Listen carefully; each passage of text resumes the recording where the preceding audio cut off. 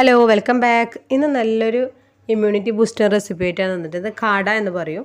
നമ്മൾ കൊറോണ കാലത്തിൽ എല്ലാവരും ഒരുപോലെ ഉപയോഗിച്ചിരുന്ന ഒരു സാധനമാണ്. ഇതിന് ആവശ്യമായ സാധനങ്ങൾ തുളസി ഇല, ഇഞ്ചി, കറുവപ്പട്ട, കുരുമുളക്, പിന്നെ അതുപോലെ തന്നെ ഗ്രാമ്പു, പിന്നെ അതുപോലെ തന്നെ മുന്തിരി വേണം. ഉണക്കമുന്തിരി, സാധാ ഉണക്കമുന്തിരി ഒരു 4-5 എണ്ണം വേണം. ഇതൊക്കെ ഇട്ടിട്ട് നമുക്ക് നന്നായിട്ടൊന്ന് ചതച്ചെടുക്കാം. ഇതിലുപയോഗിച്ചിട്ടുള്ള എല്ലാ ഇൻഗ്രീഡിയൻസും നമ്മളെ ഇമ്മ്യൂണിറ്റി ബൂസ്റ്റ് ചെയ്യാനും അതുപോലെ തന്നെ ജലദോഷം കഫക്കെട്ട് ഇല്ലാതാക്കാൻ കഴിവുള്ള ഇൻഗ്രീഡിയൻസ് ആണ്. ഇതുപോലെ ദിവസം 2 നേരം കുടിക്കാം. കുട്ടികൾക്കാണെങ്കിൽ കുറച്ച് ചെറിയ അളവിൽ കൊടുക്കുക. ഇതിങ്ങനെ നന്നായിട്ട് അരച്ചെടുക്കുക. ശേഷം ഒരു ഗ്ലാസ് വെള്ളത്തിലേക്ക് ഇട്ടിട്ട് നന്നായി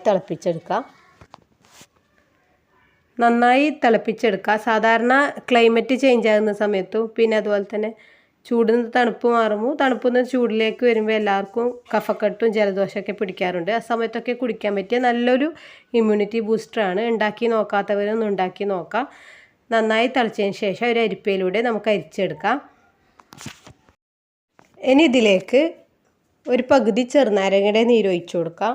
പിന്നെ അതുപോലെ തന്നെ മധുരത്തിന് ആവശ്യമായിട്ട് മധുരം വേണമെങ്കിൽ ഇതാ 1 ടീസ്പൂണ് ശർക്കര പൊടിച്ചിട്ട് ചേർത്ത് കൊടുക്കുക. ശർക്കര പൊടിച്ച് ചേർക്കുമ്പോൾ നമുക്ക് ചൂടോടെ തന്നെ ഉപയോഗിക്കാം. പിന്നെ തേൻ ഉപയോഗിക്കുന്നത് കുറച്ച് തണുത്തതിന് ശേഷം മാത്രമേ തേൻ ഉപയോഗിക്കാൻ പറ്റൂ. പകുതി ചെറുനാരങ്ങയുടെ നീരും കൂടി ഒഴിച്ചു കൊടുക്കാം. നല്ലൊരു ഇമ്മ്യൂണിറ്റി ബൂസ്റ്ററാണ്. ഉണ്ടാക്കി നോക്കാത്തവരൊന്ന് ഉണ്ടാക്കി നോക്കാം.